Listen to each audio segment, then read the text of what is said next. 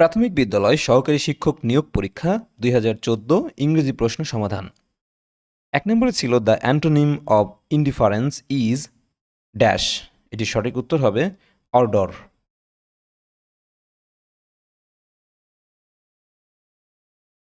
Indifference এর অর্থ হচ্ছে অনীহা। অপরদিকে এনজাইটি অর্থ হচ্ছে উদ্বেগ, কনসার্ন অর্থ হচ্ছে গুরুত্ববহ হওয়া, কম্পেনসেশন মানে সমবেদনা, আর আর্ডর মানে হচ্ছে উৎসাহ। সুতরাং এটি হচ্ছে সঠিক উত্তর। ২ নম্বরে ছিল the synonym for mischievous is dash. এটা সঠিক উত্তর হবে ভিসিয়াস। মিসিভিয়াস এর অর্থ হচ্ছে ক্ষতিকর, অপরদিকে ভিসিয়াস এর অর্থ হচ্ছে দূষিত। ৩ নম্বরে ছিল the synonym of the word pitfall is dash. পিটফলের সিনোনিম হচ্ছে শাউটকামিং। পিটফল মানে হচ্ছে চোরা, অপরদিকে শাউটকামিং মানে হচ্ছে বিচ্যুতি। ৪ নম্বরে ছিল what is the antonym of queer. কিউয়ারের অ্যান্টোনিম হচ্ছে অর্ডারলি। কিউয়ারের বাংলা অর্থ হচ্ছে অস্বাভাবিক। ৫ নম্বরে ছিল choose the right preposition for the blank space in what is the time dash your watch. এটা সঠিক উত্তর হবে বাই। ৬ নম্বরে ছিল choose the correct preposition in the blank of the sentence I count dash help. এটা সঠিক উত্তর হবে কাউন্ট আপন। কাউন্ট আপন। ৭ নম্বরে ছিল noun of the word brief is. ব্রিফের নাউন হচ্ছে ব্রেভিটি। ব্রিফ মানে সংক্ষিপ্ত এবং ব্রিফলি মানে হচ্ছে সংক্ষিপ্ততা।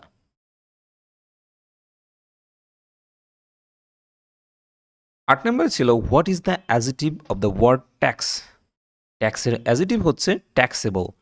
ট্যাক্সের বাংলা অর্থ হচ্ছে কর, অপরদিকে ট্যাক্সেবল এর অর্থ হচ্ছে করযোগ্য। ৯ নম্বরে ছিল হি প্লিজড আস। বাক্যটির প্যাসিভ ফর্ম কি? এই বাক্যটির প্যাসিভ ফর্ম হচ্ছে উই আর প্লিজড।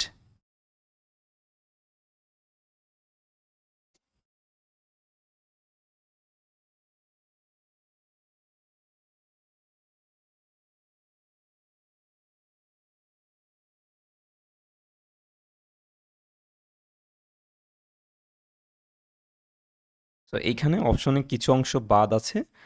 তো এইখানে প্লিজড উইথ হিম হবে।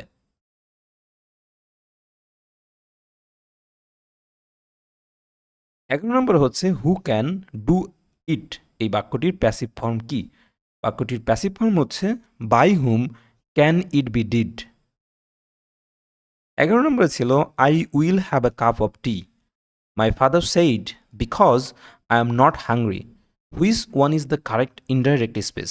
এটির সঠিক ইনডাইরেক্ট স্পিচ হবে my father said that he would have a cup of tea because he was not hungry. ১২ নম্বরে ছিল put the following sentence into indirect narration. You had better not live your room unlocked said my friends. এটা সঠিক উত্তর হবে my friends advised me to lock my room. ১৩ নম্বরে ছিল he asked me when the next letter would come. বাক্যের direct speech কি? বাক্যের direct speech হচ্ছে he asked to me when will the next letter come. ১৪ নম্বরে ছিল নিচের কোন বাক্যটি শুদ্ধ? অপশনগুলোর মধ্যে শুদ্ধ বাক্য হচ্ছে হি ফেল্ট হিজ পালস।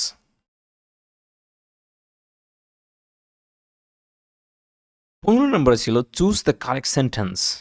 অপশনগুলোর মধ্যে সঠিক উত্তর হচ্ছে the police were inform of the matter. ১৬ নম্বরে ছিল আইডেন্টিফাই দ্য কারেক্ট সেন্টেন্স। অপশনগুলোর মধ্যে সঠিক বাক্য হচ্ছে she had faith in and hopes for the future. ১৭ নম্বরে ছিল which of the following words is wrong in spelling. অপশনগুলোর মধ্যে ভুল বানান হচ্ছে কলেরা, COLERA। এটি একটি ভুল বানান। এটার সঠিক বানান হবে CHOLERA। CHOLERA। এটা হচ্ছে সঠিক বানান। ১৮ নম্বরে ছিল choose the correctly spelled word. অপশনগুলোর মধ্যে সঠিক বানান হচ্ছে ACCELERATE, অ্যাক্সিলারেট, অর্থ গতিবৃদ্ধি করা। 19 নম্বরে ছিল to keep once head dash means কি। এটার অর্থ হচ্ছে শান্ত থাকা, অর্থাৎ টু কিপ ক্লাম্প, এটা হচ্ছে সঠিক উত্তর, বা মাথা ঠান্ডা রাখা। 20 নম্বরে ছিল মেডেন স্পেস, এটার অর্থ কি। মেডেন স্পেস অর্থ হচ্ছে প্রথম বক্তৃতা বা ফার্স্ট স্পেস।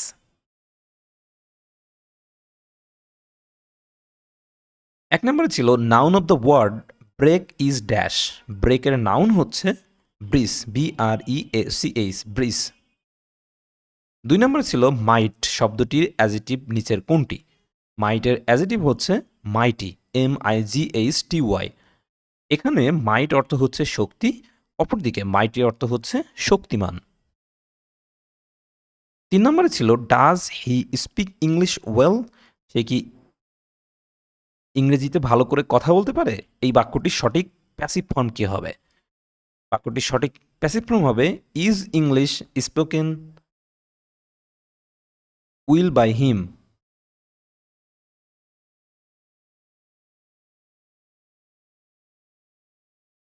4 নম্বরে ছিল all his people like him. এটার সঠিক প্যাসিভ ফর্ম কি। এটার প্যাসিভ ফর্ম হচ্ছে he is liked by all his peoples. 5 নম্বরে ছিল Anis said I must write a letter. The indirect narration of this sentence is dash. এটা সঠিক ইনডাইরেক্ট হবে Anis said that he had to write a letter. 6 নম্বরে ছিল how dare you wake me up. The lion roared at the mouse. Choose the correct narration. এটা সঠিক narration হবে the lion roared and asked the mouse how he dare to wake him up. 7 নম্বরে ছিল choose the correct sentence. অপশনগুলোর মধ্যে correct sentence হচ্ছে he is angry with me. 8 নম্বরে ছিল বাই ফার্স্ট অ্যান্ড স্টার্টস। এটার অর্থ কি। এটার অর্থ হচ্ছে ইরেগুলারিটি। 9 নম্বরে ছিল ফ্যাগ ইন্ড। এটার অর্থ কি। ফ্যাগ ইন্ড এটার অর্থ হচ্ছে দ্য লাস্ট পার্ট, অর্থাৎ কোনো কিছুর অবশিষ্ট অংশ। 10 নম্বরে ছিল the idiom bring to book. এটার অর্থ কি। এটির অর্থ হচ্ছে রিবিউক। ব্রিং টু বুক এটার অর্থ হচ্ছে ভর্ৎসনা করা। 11 নম্বরে ছিল he prides himself dash his wealth. বাক্যে শূন্যস্থানে সঠিক শব্দ বসবে কোনটি। বাক্যে শূন্যস্থানে প্রিপোজিশন হিসেবে বসবে অন, এবং প্রাইড অন অর্থ হচ্ছে গর্ব করা।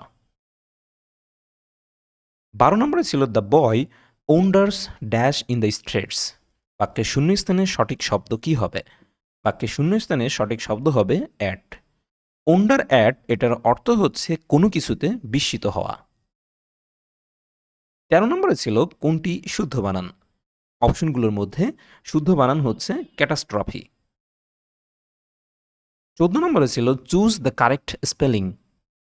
অপশনগুলোর মধ্যে কারেক্ট স্পেলিং হবে ডিসেনিটারি, যেটা অপশনে নাই। সো এটা হচ্ছে সঠিক বানান DYSENTERY, ডিসেনিটারি। 15 নম্বরে ছিল what is the antonym of expel. এক্সপেলের অ্যান্টোনিম হচ্ছে অ্যাডমিট। এক্সপেল মানে বহিষ্কার করা, অপরদিকে অ্যাডমিট মানে হচ্ছে প্রবেশ করতে দেওয়া। 16 নম্বরে ছিল what is the synonym of remember. রিমেম্বারের সিনোনিম হচ্ছে রিকালেক্ট। রিমেম্বার মানে হচ্ছে মনে করা বা মনে রাখা, অপরদিকে রিকালেক্ট এটার অর্থ হচ্ছে স্মরণ করা। 17 নম্বরে ছিল what is the antonym of the word সোমবার। সোমবার এর অ্যান্টোনিম হচ্ছে ব্রাইট। সোমবার অর্থ হচ্ছে মলিন এবং ব্রাইট অর্থ হচ্ছে উজ্জ্বল। 18 নম্বর ছিল what is the meaning of the word nascent. Nascent এর মিনিং হচ্ছে বিগিনিং বা সূচনা।